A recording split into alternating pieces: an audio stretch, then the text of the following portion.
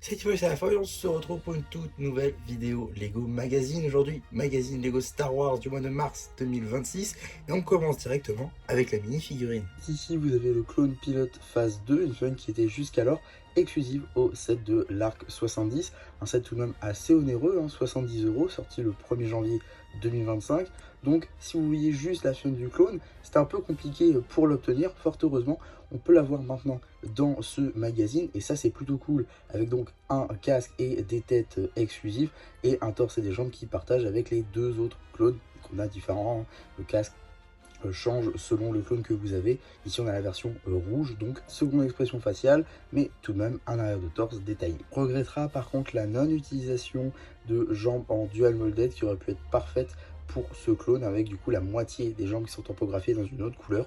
Ça aurait pu être parfait, mais non, donc un peu dommage à ce niveau-là. En termes d'accessoires, un petit pistolet laser. Voilà, donc maintenant qu'on a fait le tour de la mini-figurine, on va pouvoir très rapidement regarder le petit paper bag juste ici, avec une image à l'échelle de notre mini-figurine, une illustration de celle-ci, son nom bien évidemment, l'âge qui est subjectif, le logo Disney, on a également l'échelle juste ici avec le casque, ainsi que le petit numéro d'item qui permettra de le rajouter à votre collection Brickset, ou tout simplement d'obtenir les instructions sur le site de Blue Ocean. En ce qui concerne le magazine en lui-même, on est sur un format classique à 6,99 €, dans lequel on va pouvoir découvrir tout d'abord le fameux sommaire à 2 pages, classique maintenant de la gamme Lego Star Wars, qui va d'ailleurs cette fois-ci mettre en avant le personnage de Boba Fett. Donc ça, c'est plutôt intéressant. On a directement la bande dessinée Un cargo en perdition, qui sera évidemment disponible sur la chaîne BD Slavatsoi. Donc voilà, petite bande dessinée qui va suivre le personnage de Boba Fett. On a également une petite page publicité pour les 7 Lego Star Wars de cette année, sorti en janvier 2026, avec donc le droïde Astro Mécano BB-8, un set beaucoup trop cher pour ce que c'est. Ne l'achetez surtout pas, vu le prix, ce qu'il propose, c'est beaucoup plus intéressant de vous procurer l'ancienne version et de loin. On a également le speeder de Cobb Vanth, une véritable réussite pour le coup, et de même pour le pack de combat du siège de Mandalore, deux sets que je me suis procuré, qui arriveront en review dans les prochaines semaines, et qui sont réellement de super sets en fait, avec de super mini figurines. Donc voilà, mais le BB-8 c'est clairement pas une réussite pour ce mois de janvier. En tout cas, on a la suite de la bande dessinée que je vais très rapidement passer. Suite et fin peut-être, oui, fin de la bande dessinée, avec directement un poster du Mandalorien qui est visiblement dans sa tenue du Razor Crest UCS, il y a bien longtemps, dans une galaxie lointaine, très lointaine, avec du coup le Mandalorien et Grogu évidemment. Poster plutôt sympa je trouve.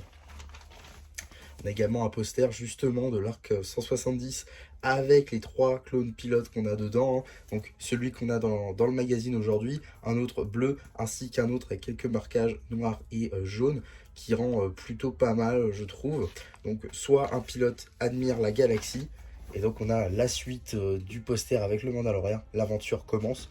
J'aurais préféré un Telle est la voix, mais bon, soit. On a en tout cas la page dédiée à l'abonnement juste ici, l'abonnement Padawan qui revient, qui remplace donc l'abonnement apprenti qui faisait moins Star Wars je trouve.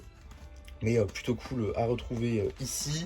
On a ensuite un petit jeu visiblement sur le thème de Mustafar, avec donc Dark Vador qui, avec la navette, doit revenir à son château. Juste ici, plutôt sympa, un set plutôt cool qui pourrait mériter, pourquoi pas, une réédition. Ça pourrait être très sympa. En tout cas, on a un petit jeu de type Clone Wars ici, qui va reprendre l'affrontement entre Ahsoka et Dark Maul dans la finalité de la saison 7 de Clone Wars évidemment.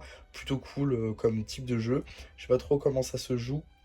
Un dé visiblement, il faudrait un dé pour ce jeu là. Ensuite on a un petit jeu de traduction peut-être. Petit jeu de traduction avec Yoda j'imagine. Oui c'est ça, faut retrouver des mots dans tout ça. Là j'imagine que du coup ça doit être Mandalorien peut-être. Je sais pas. Mandalorien. Mandalore, pardon. Mandalore. Donc voilà, j'imagine qu'on doit retrouver pas mal de mots là-dedans. Ça peut être plutôt intéressant en vrai comme jeu. Là, ici, on a un jeu sur la postlogie avec le personnage de Rey dans les épaves des Star Destroyer. Plutôt intéressant. une petite page dédiée à notre clone pilote avec des petits jeux en lien avec lui, et directement une petite bande dessinée, une petite BD qui sera là encore disponible sur la chaîne BD, qui va du coup mettre en avant cette figurine plutôt cool, hein, le frisson du vol. Pourquoi pas, donc elle fait que 3 pages, hein, cette petite bande dessinée, mais qui met en avant notre clone du jour. On a également juste ici une petite page info sur les clones qui visiblement va aller plus en détail dans l'armure, dans les détails en fait des armures des clones. Peut être plutôt sympa à lire. Et on a également une petite page enquête. Et vous savez quoi? On va la faire ensemble. On va la faire tous ensemble dans cette vidéo. Alors, que penses-tu des jouets inclus dans les numéros précédents? Donc nous avons le commando impérial juste ici. Alors génial, bien ou je n'ai pas aimé. Je dirais génial, toujours aussi bien d'avoir une figurine, d'autant plus celle-ci. Le garde prétorien, c'est bien, parce qu'on l'avait déjà eu dans un calendrier de l'Avent. Donc voilà, Juggernaut, je n'ai pas aimé, construction, on n'aime pas. Le Mandalorian, c'est bien aussi, hein. Luke Skywalker, c'est bien également. Ahsoka Tano, génial. On reveut d'autres figurines d'Ahsoka Tano dans le magazine, ça peut être cool. Dark Maul, génial, pareil aussi, même si c'est trouvable dans le duel de Mandalore. Et même dans... Ah non! Pardon, non, je me suis trompé de version. C'est la version de l'épisode 1. Donc oui, c'est encore plus génial puisque exclusif au set du 25e anniversaire. Un set assez compliqué à retrouver en promotion. Donc plutôt cool. Droideka, génial aussi. Petite construction, certes, mais d'un droïde dans cette version-là exacte qu'on pouvait retrouver seulement dans un set assez onéreux aussi. Donc plutôt cool à retrouver dans le magazine. En plus pour les amis builders. Le Shock Trooper clone... bien parce que ça reste une figurine, mais on l'avait déjà eu par le passé dans le magazine, donc pas très intéressant. Alors le Defensor taille, je n'ai pas aimé parce que construction, même s'il avait quelques petites pièces assez intéressantes. Et enfin le vaisseau de Jango Fett, je n'ai pas aimé, hein, la construction ressemblait au vaisseau, on le reconnaissait. Maintenant, est-ce que c'était bien pour de l'exposition ou autre? Carrément pas. Donc voilà, pas grand chose à dire là-dessus. Quel vaisseau Lego Star Wars souhaiterais-tu avoir dans le magazine? Nomme-en 3. Pourquoi est-ce qu'on voudrait des vaisseaux déjà? Non, en vrai, si je devais donner des vaisseaux, je dirais peut-être un peu plus de vaisseaux de la série Star Wars, enfin des séries Disney+, parce qu'on n'a pas beaucoup.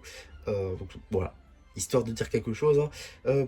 Quelle figurine Lego Star Wars voudrais-tu obtenir dans un prochain numéro? Bah, comme j'ai dit, Ahsoka Tano, peut-être sa version de son vaisseau, tout simplement, ça pourrait être cool. Sinon, pourquoi pas des séries enfin des films de Andor, comme on a eu un set là pour la saison 2, ça pourrait être sympa.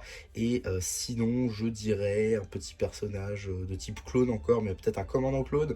Je penserais à Cody par exemple, ou à Fox, qui pourraient être des fun plutôt sympas. Quel contenu apprécie le plus dans ton magazine Lego Star Wars? La couverture, on va pas se mentir, on s'en fiche un petit peu, mais on va dire 3. La bande dessinée, 4. Le jeu, par exemple, ok, bon d'accord. Les jeux, on s'en fiche pas mal, on va pas se mentir. Alors le poster, ça dépend, je vais mettre 3.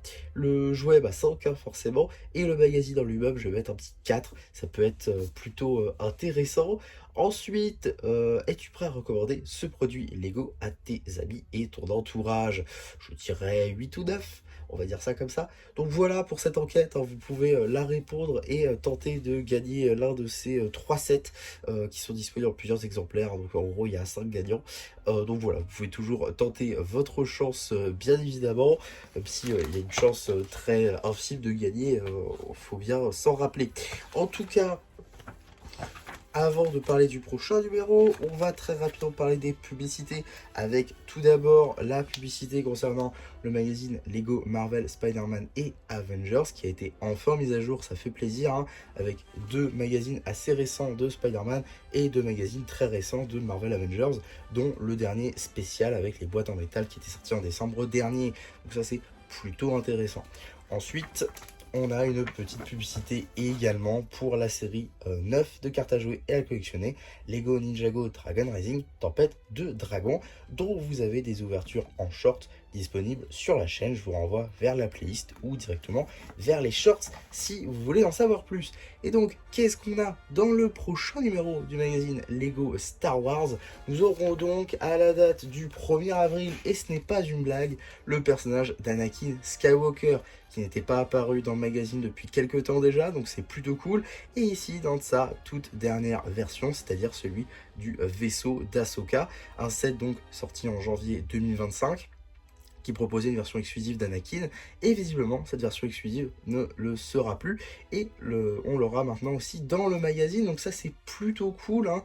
Pour moi qui du coup l'avais utilisé dans un mock, cette figurine, ça me permet d'en avoir une deuxième pour ma collection, et je suis très content de pouvoir l'avoir. D'ailleurs on notera aussi que ça fait maintenant quelques temps qu'on n'a toujours pas eu de construction dans le magazine Lego Star Wars, ça doit faire il me semble 3-4 mois de suite qu'on n'a toujours pas de construction. C'est plutôt cool, à voir si on continuera sur cette lancée évidemment. En tout cas, une très bonne surprise, que ce soit pour ce magazine ou le prochain magazine. Très hâte de voir ça, et évidemment de pouvoir vous en reparler quand le second sera sorti. En tout cas, voilà pour ma vidéo sur ce magazine, j'espère en tout cas que ça vous aura plu. Surtout n'hésitez pas à me le dire en commentaire, n'hésitez pas non plus à liker la vidéo, à vous abonner, à partager, et moi c'était MC qui vous dit bye bye.